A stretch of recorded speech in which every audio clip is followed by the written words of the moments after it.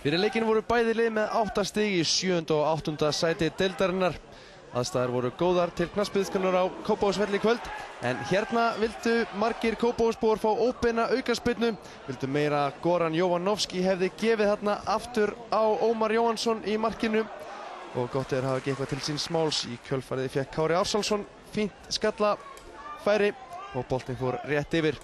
Blikandi voru mun sprækari fyrstu 20 mínútur leiksins, en það er ekki það sem telur í fótbolta, því þetta er Hilmar Geir Eiðsson að koma Keflvíkingum yfir.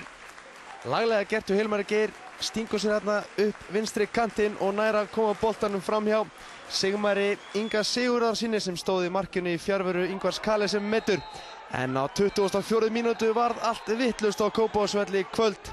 Guðjón Árni Antoníusson skellti sér í heldur hraustlega tæklingu þarna á Arnór Svein Aðalsteinsson og í kjölfarið hrindi Finnur Orri Margeirsson í jörðina og Ólafur Kristjánsson og Viljum Þór Þórsson þjálfarar liðanna rifust þarna eins og hundur og köttur í kjölfarið og Keflvíkingar voru frekar pirraðir eftir þetta í leiknum, en hérna er langbesti maður vallarins í kvöld, Kristinn Steindorsson, að við það að sleppa inn fyrir Goran, en þarna dæmir Örvar Sær Gíslason dómari leiksins ekki neitt, blikarnir ekki sáttir. Hérna er Dylan McAllister með skemmtilegan bolta inn á teiginn og þetta er Kristinn Steindorsson að jafna leikinn fyrir Blika. Þetta mark kemur á markamínútunni sjálfri þeirri 43. Spurning með rángstöðum þarna, en það er leikmaður Keflavíkur sem virðist gera Kristinn rétt þaðan og hann har skorað sitt 7. mark í deildinni.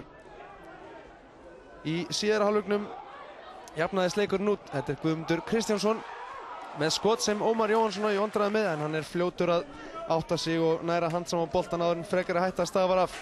Hér er Sigmar með langan bolta fram beint á kollin á Dylan Jakob McAllister og hver annar en Kristinn Steindorsson er mættur til að koma þessum bolta í netið, klárar þetta færi listilega vel og fagnar með sínu einkennisfagni.